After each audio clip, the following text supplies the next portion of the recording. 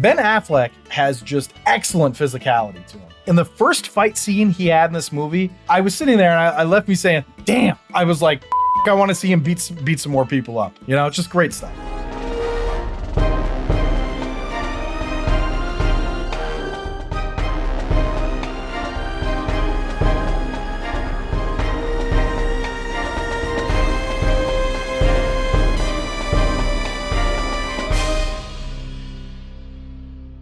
Welcome back to The Rank. I'm John, and today we're going to be ranking The Accountant 2, the Ben Affleck and Jon Bernthal starring action movie written by Bill Dubuque and directed by Gavin O'Connor. Now, we ranked the first Accountant movie, Zach and I did, a while back, and for all those that have been following along for a while, you know that we changed to doing an hour rank portion of the rank segment. So to update the rankings for the first movie, I gave the hour rank portion a score of 3.95, and Zach gave it a 3.2. So that's the update for the old ranking, which you can listen to if you join on Patreon. So if you're like, wow, I really liked this episode, I want to listen to the first one, the Accountant ranking, which is going to be a lot longer, that's where you can find it. So with that being said, let's dive into The Accountant 2, starting with the Potent Notables. So as always with the Potent Notables, we start with the movie's financial information. It's been out for 2 weeks, and as of May 6th, it has garnered $41.9 million domestically and $25.2 million internationally, for a worldwide total of $67.1 million. And this is against a budget of $80 million. Now, I suspect that it will recoup its money and may even make some. I don't know if it's going to make enough to get another sequel. I sort of hope it does. Now, in February 2020, Ben Affleck revealed there were talks about a follow-up to The Accountant, which came out in 2016, but they had yet to nail down a script. And at the same time, he also mentioned there were talks of developing a TV series based on the film. It took them about 9 years to get this sequel into theaters. So there were talks about TV series and a sequel, and it just never had. I mean, it took nearly a decade. There was actually a Potent Notable inside this movie for The Wizard of Oz. So I felt like I had to put it in here. Braxton, who's played by Jon Bernthal, he tells a story about how the dog portraying Toto in The Wizard of Oz actually got paid more for its work than any of the little people got paid for theirs as the Munchkins. So it's kind of up, but as it turns out, it's true. So a Potent Notable within a Potent Notable. We're getting meta on this show. This is just for you guys. This is totally meta. Now, this movie was produced by Affleck and Damon's production company, Artists Equity. And I think this is worth just talking about for a second because they have a unique goal here. They want to disrupt the Hollywood model, especially as it's become in this day and age with everything reliant on IP and everything. The idea is to create a more equitable system for artists by providing a larger share of profits and creative control to the talent. I think it'd be fun to kind of look out for the movies that are coming out under this umbrella to see if there's, at least for me, I'd like to see if there's a difference in quality compared to an artist-driven movie as opposed to like a blockbuster IP-driven movie. Like, is it really that big of a noticeable difference? Am I less entertained by the artist? Am I more entertained by the artist? Anyway, I'm just going to be kind of looking out for that. And finally, for those of you who liked the original, that you probably noticed that Anna Kendrick wasn't back for the sequel. And this is like breaking news, as it was apparently the plan all along was to not have her in the movie. So there you go. That's my big breaking news. Super great Potent Notable that she wasn't in it because they didn't plan to have her in it in the beginning. But anyway, really the whole thing is that they planned on focusing on the relationship of the brothers for this movie and not on a romantic subplot. So that's basically why she wasn't in it. So that being said, let's go to the movie overview as I continue to think about not touching my face, because Antonio has told me, stop touching your face. I'm not sure what to do with my hands. Be good just to hold them down by your side. Yeah, great.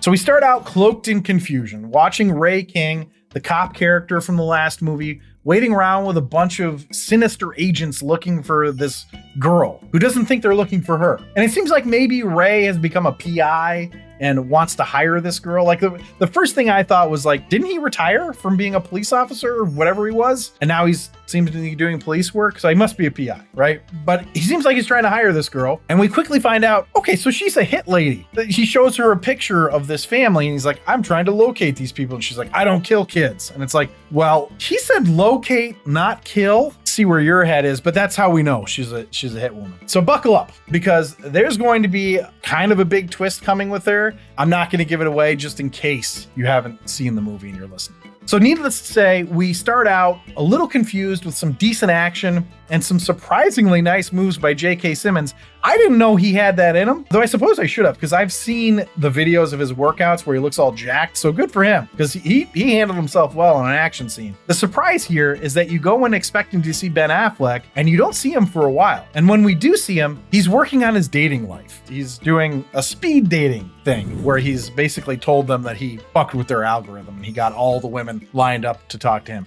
And he strikes out just with every single one of them. Just like real life. Poor Ben. That's rough. Anyway, it's interesting that they're depicting him as lonely. It's not something I would have imagined for his character, but I think it's kind of nice. I think the general public, and I'm including myself in this, view people on the spectrum as sort of not incapable necessarily, but not desirous of that kind of connection. But if there's anything that Netflix's Love on the Spectrum has taught us, is that that is definitely not the case. And I like that this movie kind of leaned into that. Then we get the surprisingly in touch with his feelings Braxton, who is vulnerable, but in a very different way because he's able to express it, as opposed to Chris, who Ben Affleck, who's, he's on the spectrum, is not able to express himself as easily. But the connection between Affleck and Bernthal is just, it's fantastic and worth the price of admission, as their characters play off each other without ever really losing the sense of who their characters are. So kudos to Ben Affleck and Jon Bernthal for effectively portraying that. There's a lot of fun bits between them, like in the first phone call between Braxton and Christian. Braxton is wanting more from Christian than he's able to give. And Christian is, of course,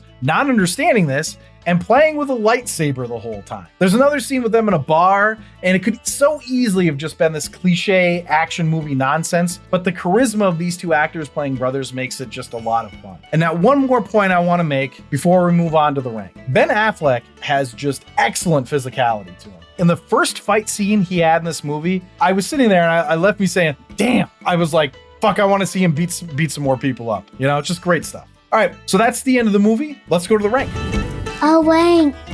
So the rank is where we rank the movie based on 10 categories: story, acting, originality, action sequences, film coherence, hero appeal, villain appeal / hatred, supporting characters appeal, the final showdown, and my rank. So to start off with your story, I gave it 3.75. It's probably a bit of a reach as a story, but it's still fun. And that's all I'm really looking for the story of this movie. I just want something to be fun. Acting, I gave a 4. I thought everyone was really good in it. I really like Jon Bernthal, and I honestly can't understand why we haven't seen him in headlining more movies. I mean, how is he not the top billed star in like every action movie out right now? He's fantastic. For originality, I gave it a 3.5. So as far as the plot lines go for an action movie, it's not super original, right? It's just a pretty generic action movie. But what I really appreciate about it is that you definitely do not need to have seen the original to appreciate and enjoy this one, which I think is really important for a sequel. As far as action scenes, 4.85, top-notch action. The only scene that I think lasted a little too long was the Edith and Medina fight, but that's just a quibble. That's just what keeps it from being a 5, which I don't know if I said that I rank him on a scale of 1 to 5, but every category is ranked on a scale of 1 to 5. So sorry for throwing that in the middle. Anyway, film coherence is next. I give it a 3.5. It's certainly good, but it all felt a little like a stretch. Ray basically had this thing solved, but then we had to spend most of the movie resolving it. It just seems like Ray could have left behind a little bit better of notes. Again, the movie is everything you'd want it to be, so who cares about some plot holes? Next category is hero appeal, which I gave a 4.85. We get to have the Wolf brothers as the heroes, and they are insanely endearing and make you want to root for them. I'll dive in a little bit more in the next category, which is villain appeal / hatred, which I also gave a 4.85. I don't even remember the names of the villains, but it doesn't matter, right? Actually, I think one was Burke. But this movie was so effective at producing heroes and villains. I was absolutely rooting for the good guys and against the bad guys, and honestly made me feel like a kid again. I was giddy for the hero's victory, and I was giddy for the villain's defeat. I can't remember the last time I was watching an action movie where I was like, oh my God, fucking get him. I don't know if there's really higher praise to give it. That being said, I couldn't go full 5 just because for either category, I wouldn't say that Christian Wolf or Braxton Wolf are like all-time great heroes, and I wouldn't say that the villains, whose names I don't even really remember, are like all-time great villains. It's mostly just that the movie does such a great job of setting them up as villains and heroes that it's so clear who you want to root for and who you want to root against, and it's not like clear in a way that's like annoying. It's clear in a way that you're like actively rooting for those things. Anyway, so we go to supporting characters appeal, which is 2.5. Ray King was barely in it, and Medina, she wasn't all that appealing. I agreed with a lot of her points in the movie, but I just never really cared about her as a character. I thought the premise of Esther's condition was neat, which is the acquired savant syndrome, which I looked it up and it's real. I mean, that's kind of crazy. Apparently it's really rare, but it's a real thing, and that's crazy. To give some background there, Esther has acquired savant syndrome, which means that she like is able to quickly learn things that she never knew before after some sort of brain trauma or injury, which is really fascinating. It makes you want to look more into it. But anyway, other than her condition, I didn't really care that much about her. So anyway, let's go to the next category, which is Final Showdown, which I gave a 5. I mean, just badass and cathartic. There's not really much else to say. I said it mostly during the hero appeal and villain appeal. The Final Showdown was perfectly done. So that leads us to my rank. On a scale of 1 to 5, I gave it a 4.75, which is pretty fucking good. So to finish up on this ultimate scale of 1 to John, if you're an action fan, then seeing this movie is like being a birdhouse maker with a few blocks of wood, some nails, and a hammer. It just has to be done. It has to be done. So thanks again for listening, or watching in this case, everybody.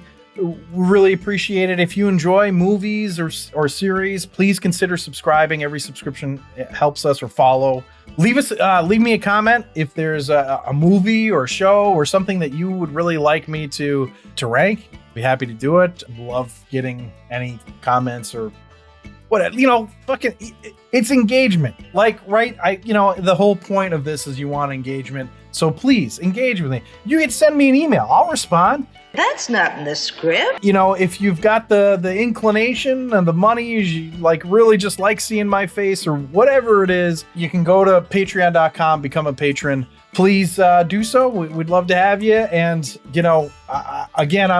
hopefully I can get better at this, because this is the part that I really hate, because it feels so arrogant to be like, hey, can I have some money and some followers? But here I am doing it. I feel bad to do it, but Antonio says I have to. No, somebody stop him. Yeah, thank you for listening and or watching.